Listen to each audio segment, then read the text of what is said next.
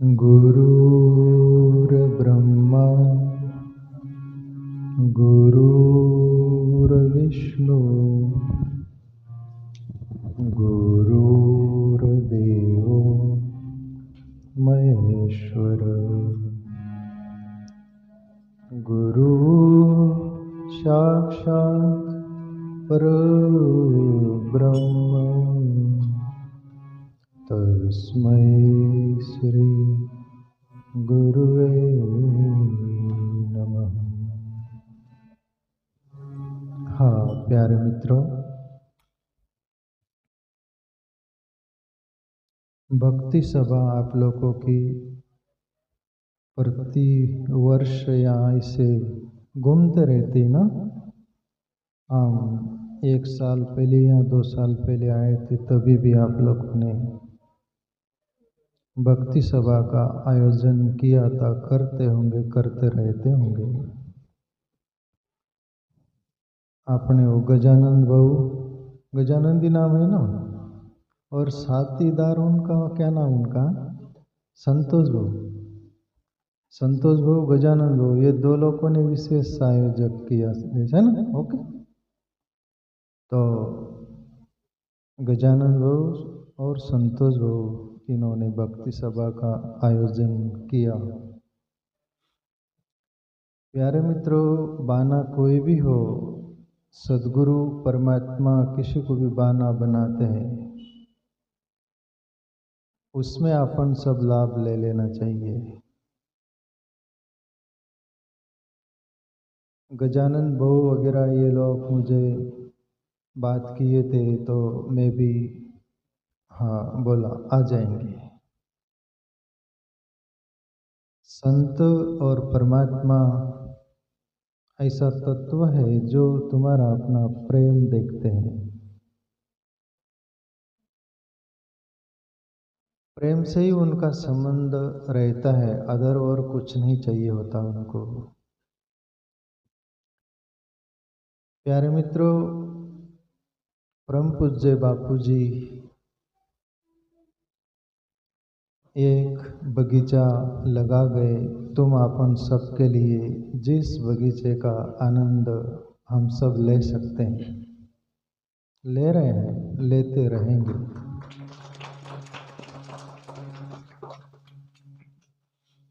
उदाहरण मैं देते रहता हूँ। शायद मदर टेरेसा एक श्री हुई विदेशी पाश्चात्य जगत की भारत आई थी।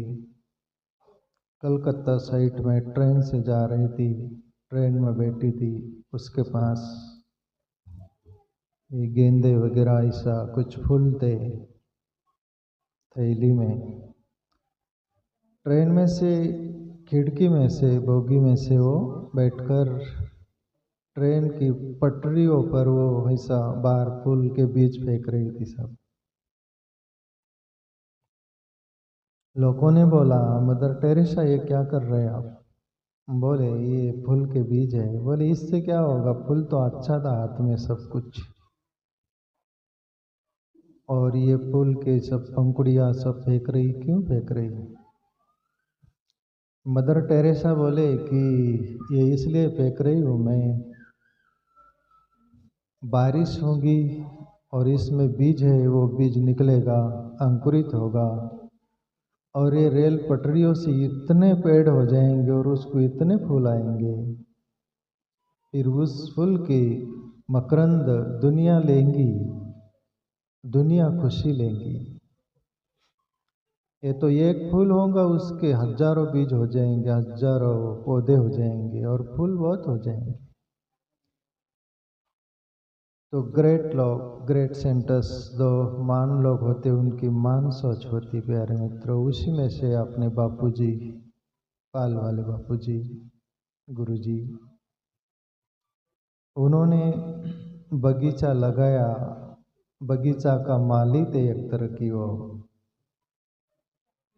और उन्होंने उनका सानिध्य, उनका प्रेम, आत्मीयता, उनकी सुगंध, उनकी मकरंद, उनकी ईश्वरीय भक्ति का, आत्मशक्ति का जो प्रभाव था, हम साधकों पर अटैक हुआ और हम भी वो फूल के पौधा बने, बापूजी ने बनाया, आप लोगों को भी बनाया। बापू तो हमारे बीच से चले गए, शरीर के रूप में से चले गए, या शरीर राम कृष्ण का भी नहीं रहा। अनेक महापुरुष संत आए, उनका भी शरीर नहीं रहा, सबका अलविदा होता है। या जो भी जन्मता है, शरीर धारण करता, उसकी मृत्यु एक दिन सुनिश्चित होती है। तो बापूजी एक बगीचा इस अंदाज में लगाए, वो तो अकेले शरीर से चले गए, पर एक उनके साधक शिष्य रूप में, भक्त रूप में बहुत सारा ये फूल की तरह बीज बो गए, और आज वो फूल के पेड़ बनकर सुगंधित मकरंद दुनिया को भी दे रहे हैं, खुद भी आनंदित है, प्रसन्न है। बापूजी के पास हम थे तब बापूजी बोला करते थे, भक्ति फेरी, भक्ति सभा, ये सब कंटिन्यू रखना। वो जब थे तभी भी शुरुआत की थी, बाद में भी उन्होंने ये प्रथा शुरू रखना, ये सभी कंटिन्यू रखना, ऐसा करके बोल गए। तो महापुरुष का जो भी संकल्प होता है, वो एक शेर बोला करता हूँ ना मैं, शाहों की निगाहों में अजब तासीर होती है, निगाहें लुप्त से देखे खाक भी अक्सी होती है। जो संत महापुरुष होते, उनकी निगाहों में, उनके संकल्पों में वो बल होता है, जो ठान ले वो होकर रहता है, उसको प्रकृति भी बाध्य नहीं बनती। इसी अंदाज में से बापूजी थे, उनके अंदर भी ऐसा संकल्प शक्ति थी, तो उसके बदौलत अपन लाभ ले रहे। प्यारे मित्रों, बापूजी के पास मैं एन के एन प्रकार चारुकेश्वर पाल मिलाकर 12 वर्ष रहा हूँ। आप बापूजी के प्यारे भक्त हैं, इसलिए भक्ति बेरी भक्ति सभा के माध्यम से आप लोग इकट्ठा हुए, तो आपको मैं ज्ञान की, ध्यान की बहुत बड़ी बड़ी बात वो थोड़ा साइड में रखकर, आपकी जो भावना है, श्रद्धा है, उसकी कदर करते हुए मैं आपको जो लगे पोषक वो मैं देना चाहूँ, बोलना चाहूँ, जिसके लिए आप इकट्ठा हुए। तो बापूजी के पास मैं 12 वर्ष रहा। मैं पहले से ही, प्रारंभ से ये पाल की लड़की अपनी गीता है, और वो और भी कोई होंगे यहाँ पाल की लड़कियां, पर एक गीता को, मैं छोटी बच्ची थी, हम जब रहते थे, गोपाल चैतन्य महाराज जी और सुरपाल महाराज जी करके एक थे, मैं हम तीन ही रहते थे बापू के पास। साधक छोटे बच्चे थे, इन्होंने देखा है बापूजी की ऐसी परिस्थिति थी। प्यारे मित्रों, वो जन्म जन्म के संत थे, और स्वयंभू जैसा अपने आप संत बने थे। वो किसको देखकर या किसका सुनकर या किसी के वो कॉपी जैसा नहीं किया उन्होंने। अंदरूनी स्कूल पढ़ते थे, तब से घर भी रहते थे, तो ईश्वरीय भक्ति का छंद था। पूजा पाठ करना, मूर्ति बनाना, ध्यान करना। ध्यान साधारण आदमी नहीं करता, जगत का बहुत शिखर का व्यक्ति ध्यान करता है, साधारण लोग नहीं। तो बापू 3-3 घंटे ध्यान करते थे, ऐसे संत थे।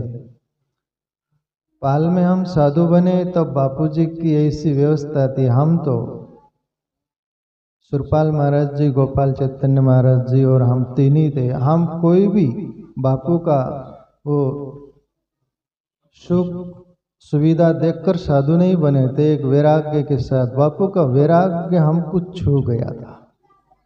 वो एक शेर बोला करते ना, प्रेम की तो आसर ही होगी, शेर सुन लो, प्रेम की तो आसर ही होगी, प्रेम की आसर नहीं होगी तो तुम्हारे प्रेम की कसर होगी।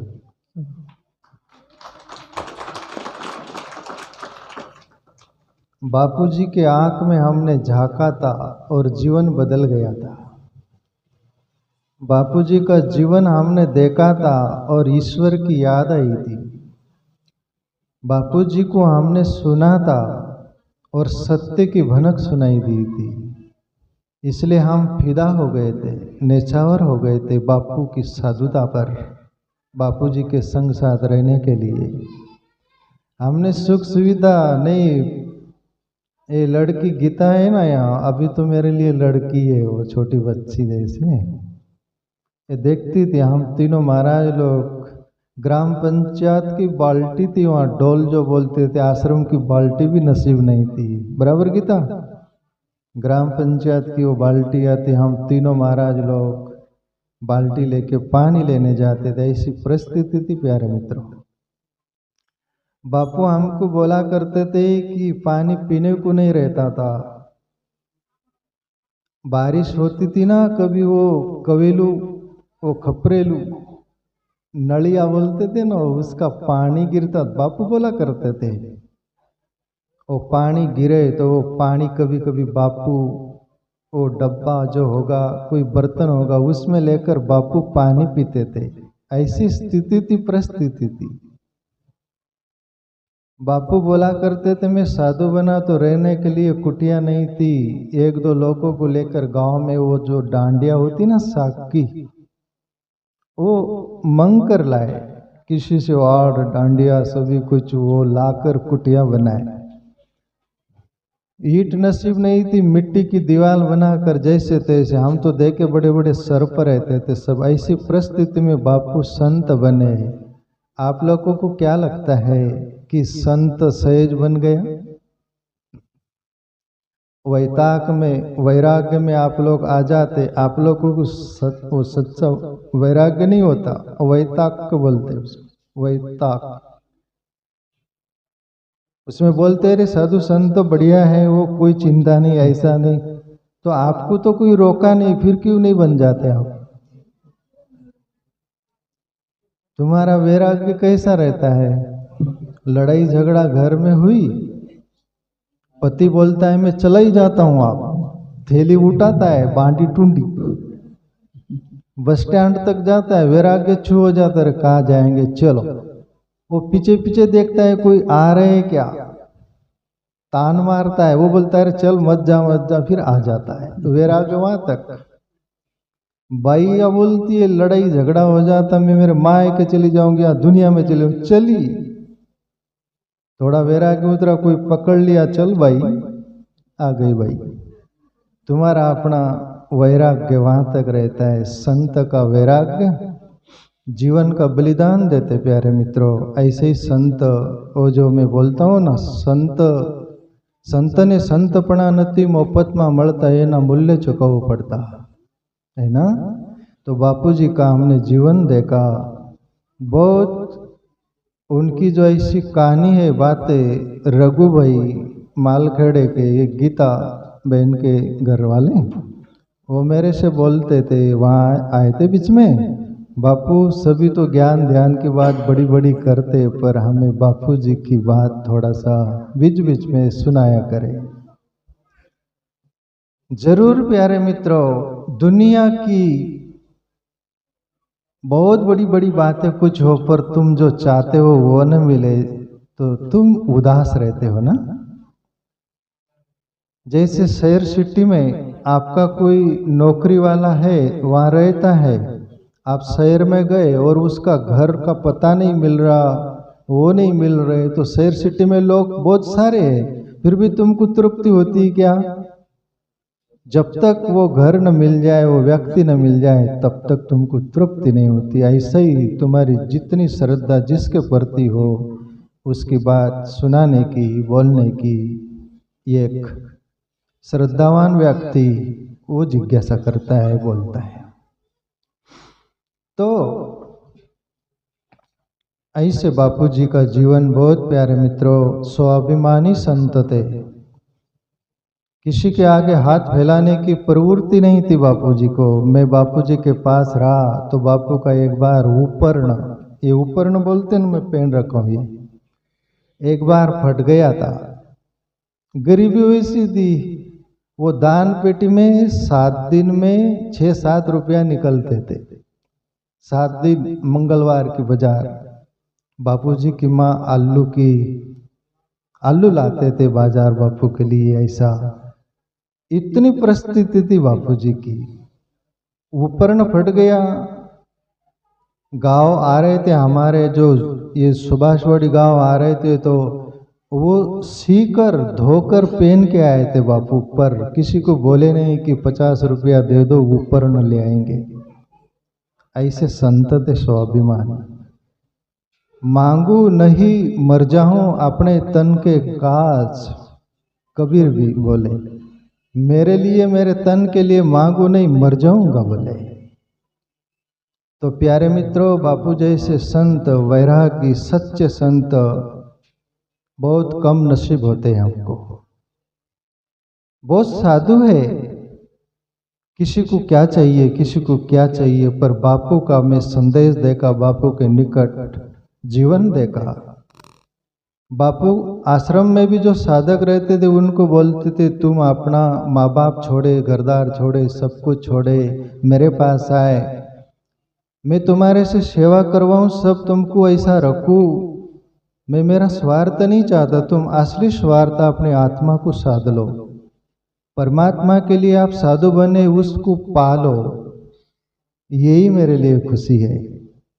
तुम 6 घंटा साधना करो, ध्यान, तुम खाना खाओगे, तुम्हारी टाट भी आश्रम में जो लोग सेवा करने वाले वो धोएंगे, पर तुम आत्म कल्याण कर लो। ऐसे में के बापू थे।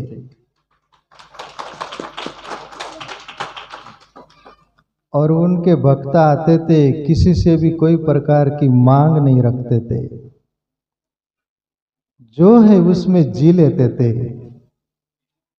और किसी को भी बोलते थे, गरीब मेरे भक्त गरीब है, हमारा समाज गरीब है, भाव श्रद्धा वाला है, आ जाए तो उनको 2 रोटी नसीब हो, रहने के लिए हो जाए, उनको प्रेम देना, इतना आप लोगों की बापू ख्याल रखते थे। ये बराबर है कि नहीं? आप लोगों ने भी देखा है, मैंने भी देखा है, कोई भी गरीब आ गया तो उसको बापू बोलते थे, आपने पानी पिया, चाय पिया, खाना खाया, कहाँ से आए? ऐसे सरल संत थे।